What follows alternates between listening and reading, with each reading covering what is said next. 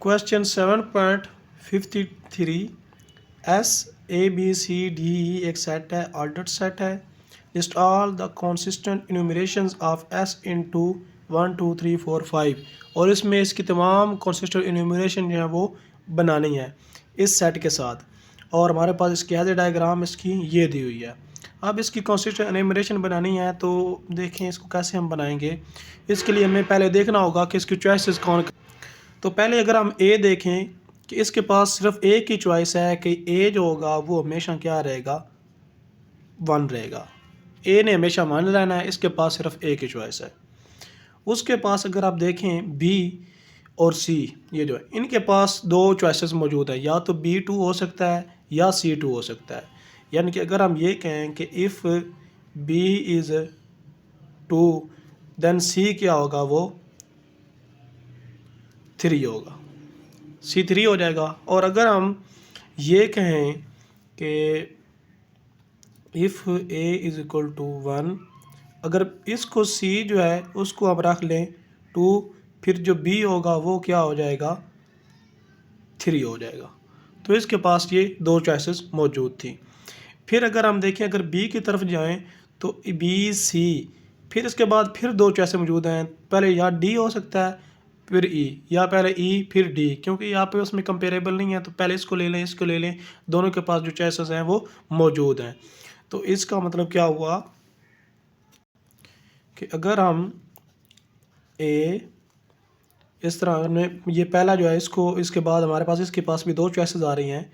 हमने ये हमारे पास 1, ये ऐसे रहेगा. एफ ऑफ जो B है वो अगर हमने 2 लिया, एफ ऑफ C जो है वो 3 लिया, ये हमने लिया था पहले पर. अब एफ बी सी इस तरह लगेगा. एफ बी सी के पास एक ये चॉइस है कि डी ई हो जाए, यानी यहाँ पे एफ ऑफ जो डी है वो हमारे पास क्या हो जाए 4, और एफ ऑफ जो ई है वो हो जाए 5.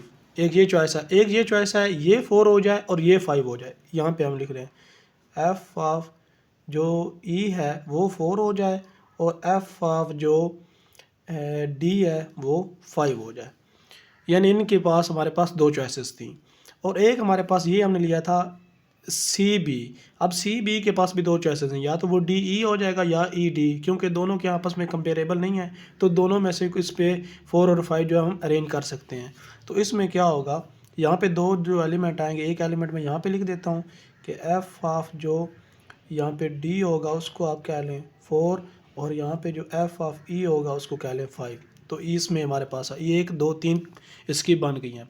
अब इनके बाद आप फिर देखें, आप ये हमने बनाया था ए बी सी और उसमें हमने इस तरह से अरेंज किए हैं. फिर ये हमारे पास बी को हमने 2 पे रखा है, उसकी 2 बनी. इसी तरह सी को हम 2 पे रखेंगे तो उसकी भी 2 बनेंगे. एक ये बन गई, एक इसकी और बननी चाहिए.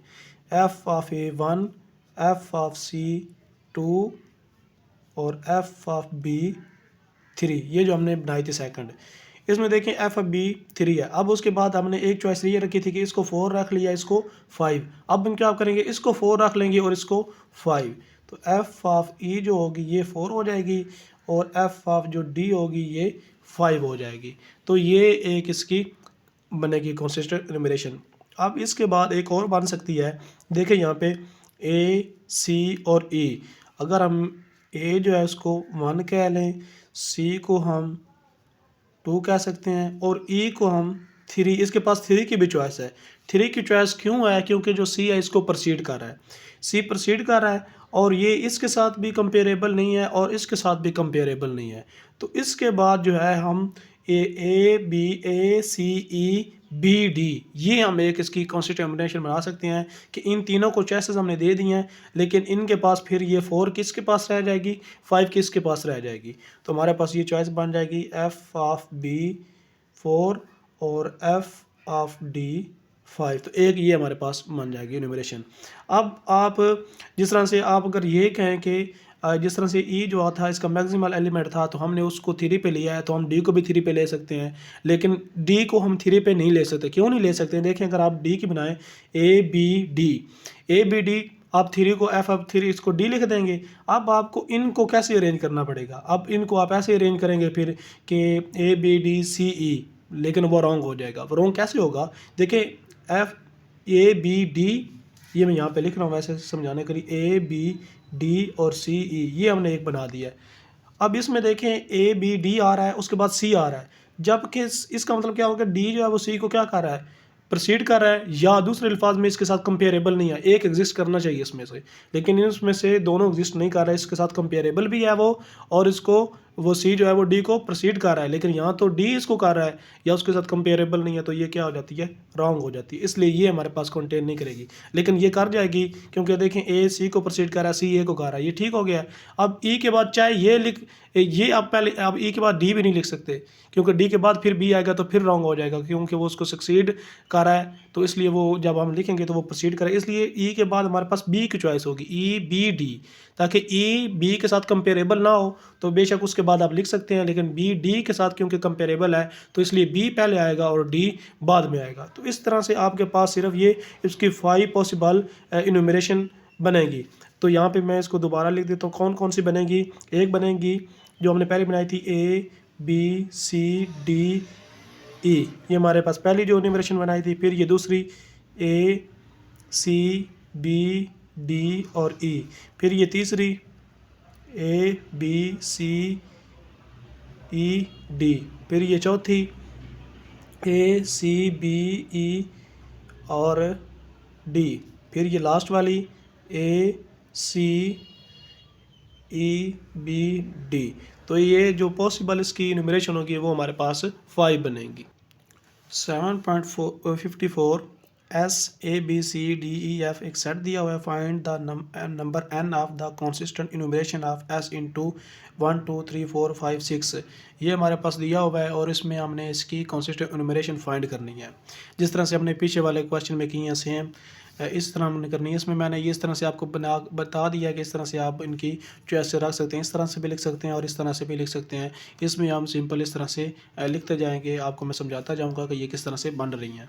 अब इसमें हमने पहले देखना है कि इसके पास चॉइसेस वो हमने देखनी है कि 1 2 3 4 इनकी चॉइसेस क्या हैं। तो यहाँ से देखें ए और बी के पास 2 चॉइसेस हैं, या तो ये 1 हो सकता है या ये 1 हो सकता है। फिर उसके बाद 3 और 4 की इनके पास चॉइसेस हैं, या तो ये 3 हो सकता है या ये 3 हो सकता है। फिर आप देखें ई और एफ़ के पास चॉइसेस हैं, ये 5 हो सकता है और ये 6 या ये 6 और ये 5, यानी इनके दरमियान हर जो नंबर है ना उसके पास 2 चॉइसेस जो हैं वो मौजूद है।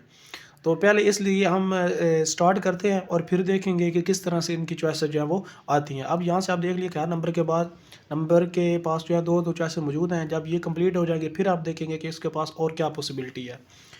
तो यहाँ से देखें हम पहली जो बनाते हैं, यहाँ पे हम ए को रख लेते हैं, इसका ए 1 पे रख लेते हैं, बी को 2 पे और फिर ऊपर वाले को हम करते हैं, फिर इसको चेंज करेंगे।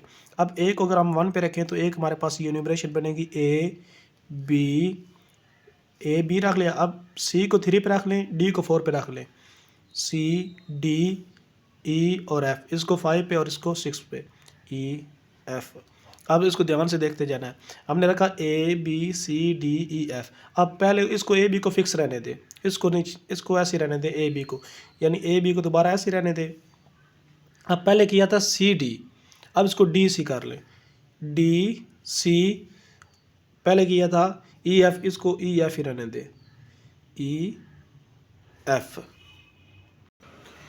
अब एक हमने बना ली A B C D E F, फिर हमने बनाई A B D C E F, यानी इनको हमने अब क्या कर दिया, रोटेट कर दिया।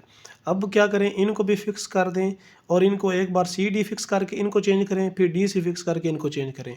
तो ये जो पहला था उसी के साथ कंपेयर करते हुए ए बी, ये सी डी रहने दें, सी डी ये पहले वाले में, पहले ई एफ किया था अब एफ ही कर दें, एफ ई। इस तरह फिर हमने ये जो सेकंड बनाया था उससे हम एक और बना सकते हैं कि ए बी डी सी को फिक्स रहने दें, डी सी को हमने फिक्स रहने दिया, यानी ये 3 ये 4। इसके पहले हमने किया था ई एफ, अब इसको कर दें एफ ई, एफ ई। तो इससे हमारे पास ये 4 इसकी न्यूमरेशन बन गई हैं। किस तरह से बनी है देखें यहाँ पे, इसको मैं दोबारा रिपीट कर दूँ, A B C D E F. इस तरह फिर हम बना सकते हैं ए बी सी डी, इसको फिक्स रहने दें, ये जो बनाई थी ए ये मैंने पहले बना दी, आप इस तरह से आगे पीछे कर सकते हैं। सो ए बी सी डी, पहले ई एफ बनाई थी, ई एफ, अब एफ ई हो जाएगी, तो दो इस तरह से बन जाएंगी। अब क्या करें, इसको फिक्स रहने दें, इनको चेंज करें, ए बी डी सी, ये जो हमने बनाई थी A B D C E F, फिर A B D C F E, ये वाली। तो इस तरह से इसकी 4 बन गई है। अब क्या करें, बी को पहले रख लें, ए को बाद में रख लें, तो 4 इस जिस तरह से इससे 4 बनी है, इससे भी 4 बनेगी। अब देखिए हमने रखा B A C D E F, C D E F, एक ये बन गई। फिर बी ए, इसको ऐसे फिक्स रहने दें, सी डी को, इनको चेंज कर दें, B A C D F E बन गई। फिर आपने इनको क्या किया था, फिक्स किया था, अब इसको चेंज करना है, इसको तो ऐसे ही रहने देना है, बी ए, पहले सी डी था, अब डी सी कर दें, डी सी ई एफ, फिर दोबारा B A D C E F किया है, तो अब एफ ई, तो इनको काउंट करें तो हमारे पास ये कितनी बनी है, 8 बन गई हैं। 4 हमने ए बी से बनाई हैं और 4 ये हमने बी ए से बनाई है। ये तो बनाना आसान है, ये हम सिंपल सीधा से इसको बना सकते हैं, हमें नज़र आ रही थी आसान। अब आगे वाली जो 3 बनानी है ना, वो मुश्किल है, इसकी टोटल 11 बनेगी। आगे वाली 3 जो हैं वो बनानी मुश्किल है, उसको कैसे बनाएंगे।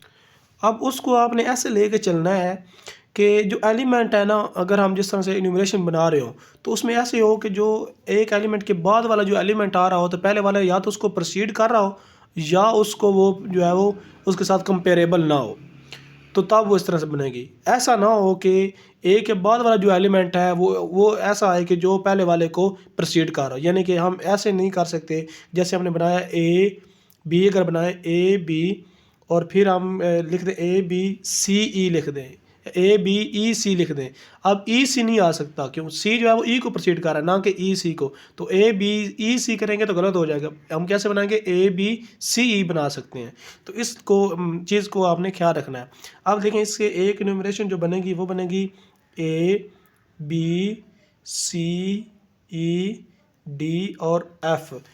ये हमने लिया ए बी सी ई, देखें ये एक तरतीब से जा रहा है, ए बी सी ई और फिर डी एफ, एक ये बन जाएगी। अब इसमें देखें एक तरतीब से आ रहा है। अब अगर एफ आ रहा है डी से, उसके बाद डी आ रहा है, तो ये इसको प्रोसीड कर रहा है। उस तरह ई आ रहा है अगर पहले, तो ये वो ना इससे कंपेरेबल है ना ही इससे कंपेरेबल है। तो इस तरह से हमने जो इन्यूमरेशन ये बनाई है वो इस रूल को फॉलो करती है। फिर इसके बाद एक और इस तरह से बना लें कि उसमें हम रखें ए बी सी, उसके बाद रख लें डी और एफ ई। अच्छा, ये हमने ऊपर बना दी थी, ये यहाँ पे A B C D E F वाली, A B C D E F, ये हमने ऊपर बना दी, ये नहीं बनेगी यहाँ पे दोबारा। दूसरी के जिस तरह ए बी से बनाई है ना, पहले हम बी ए से बना लेते हैं, फिर लास्ट वाली देखते हैं। बी ए जिस तरह से ये बनाई है, सी ई डी एफ, सी ई डी एफ, तो ये इसमें पॉसिबल हो जाएगी। अब इसमें से एक और इन्यूमरेशन बनेगी, वो देखते हैं वो कैसे बन सकती है। और लास्ट पे हम ये बना सकते हैं कि अगर बी के बाद हम ए की बजाय, इसको फर्स्ट रखने बजाय इसको सेकंड रख लें, यानी बी को फर्स्ट रखें और इसको सेकंड रख लें, तो एक पॉसिबिलिटी ये बन सकती है। जैसे हम बनाएं कि बी डी और उसके बाद हम एफ़ नहीं रख सकते, एफ़ रखेंगे तो ये क्योंकि कर रहे हैं इसको सक्सीड कर रहे हैं, तो ये रॉन्ग हो जाएगा। तो बी डी के बाद आपने ए को लेना है, बी डी ए, उसके बाद सी रख लें और एफ़, क्योंकि ये इसको प्रोसीड कर रहा है, एफ़ रख लें, सी एफ़ और ई रख लें, ए बी डी ए, ये B D A C F E, C F E, क्योंकि ये आपस में कंपेरेबल नहीं है तो इसलिए हमने सी एफ़ ई। तो इस तरह से आप देखें इसकी कितनी बन गई हैं, 3 3 6 3 9 और 2 11, टोटल इसकी जो है वो हमने 11 इन्यूमरेशन जो है वो बना ली हैं। तो असल में ये चीज़ थी कि बनाते किस तरह से हैं, वो हमने इसमें देखा कि किस तरह से इसको बना सकते हैं। हो सकता है कि अब इसमें हमने बनाई है तो पॉसिबल ऐसा हो कि एक इसकी और इन्यूमरेशन हुआ है वो बन सकती हो, तो अगर आपको लगे कि इसकी और एनुमरेशन बन सकती है तो आप जो है वीडियो के कमेंट में बता दीजिए कि इसकी अगर और बन सकती है। पॉसिबल है कि एक और इसकी शायद बन जाए, लेकिन जो हमने यहाँ पे बनाई है वो हमने 11 हमसे बनी है। और यानी कि इसमें असल चीज़ ये बताने का मकसद था कि आपको मेथड आना चाहिए कि किस तरह से एनुमरेशन जो है वो हम क्रिएट करते हैं। अब ज़रूरी नहीं है कि यही इसकी क्रिएट करनी, कोई और आ सकता है जिस तरह से ऊपर ये था, कोई भी आए उसकी एनुमरेशन हम कैसे क्रिएट कर सकते हैं। तो असल चीज़ वो थी, वो हमने इसमें सीखी है कि किस तरह से हम इसको क्रिएट कर सकते हैं। Question 7.55. Suppose the following are three consistent enumeration of an ordered set A, B, C, D. इसकी उसने enumeration दे दी हैं 3। एक उसने ये एक बनाई है, ये और ये 3 उसने दी हुई हैं। इन तीनों को यूज़ करते हुए उसने बनाया assuming that as a diagram of D of A is connected, any two points are connected by a path, draw D। तो वो कह रहा है कि उस सेट D को ड्रा करें कि जिसमें वो क्या कर रहा है, बना रही है। यानी इसकी एज ए डायग्राम जो है वो हमने डी ड्रा करनी है और उसमें ये बताना है कि किस तरह से इनके दरमियान जो है वो प्रोसीड जो है वो किस तरह से एग्जिस्ट कर रहा है। अगर कोई भी दो पॉइंट्स जो होंगे वो किस तरह से कनेक्टेड है ये बताना है और उसकी डायग्राम भी ड्रा करनी है। तो आइए इसकी डायग्राम जो है वो अब ड्रा करते हैं।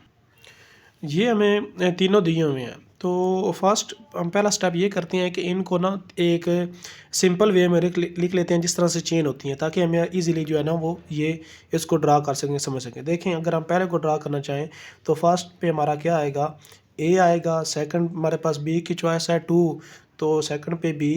फिर सी के पास 3 है तो सी, डी के पास 4 है तो डी। तो इस तरह से हमारे पास एक ये इसमें चेन उसने बनाई है, न्यूमरेशन बनाई है। फिर इसकी अगर बनाना चाहें तो ए के पास 1 है तो 1। अब 2 किसके पास है, सी के पास, तो सी। और बी के पास 3 है तो बी, डी के पास 4 है तो डी। एक ये बन गई। इससे कौन सी बनेगी, ए फर्स्ट पे, सेकंड पे ये सी 2 है तो सी, डी 3 है तो डी, और बी 4 है तो बी। अब इसमें अगर आप देखें यहाँ से कंपेयर करें कि ए जो है, ए हमारे पास यहाँ पे सब को प्रोसीड कर रहा है। ए सब को प्रोसीड कर रहा है, इसका मतलब है ए के पास सिर्फ ए की चॉइस है कि ए जो होगा वो हमेशा फर्स्ट पोजीशन पर रहेगा, यानी इसका मिनिमल पॉइंट जो होगा वो ए होगा, फर्स्ट एलिमेंट ए होगा। ए के पास सिर्फ ए की चॉइस है। तो इसका मतलब है अगर आप ए को यहाँ से देखें, प्रोसीड तो वो सब को कर रहा है, लेकिन स्ट्रिक्टली प्रोसीड किसको कर रहा है वो देखें। तो यहाँ से अगर आप देखें यहाँ पे यानी उसके इमीडिएटली प्रोसीड किसको कर रहा है ये पहले देखें, ताकि हमें पता चल जाए कि ए के फ़ौरन बाद कौन सा एलिमेंट आ सकता है।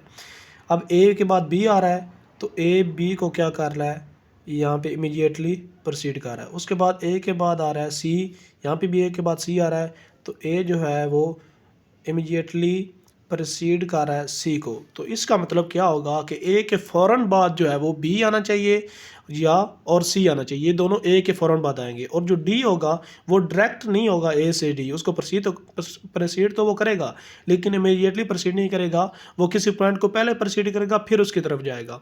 अब इसमें और चीज़ देखें, ये बी और जो सी हैं इनको आप चेक करें कि ये किसको आगे कर रहे हैं, इमीडिएटली प्रोसीड करेंगे। अब इनसे हमें पता चल जाएगा कि वो पाथ किस तरह से बनेगा। अब बी के बाद देखें तो वो बी सी को कर रहा है, वहाँ पे एलिमेंट आ रहा है यानी बी और सी, तो वो हमने पहले लिख लिए हैं।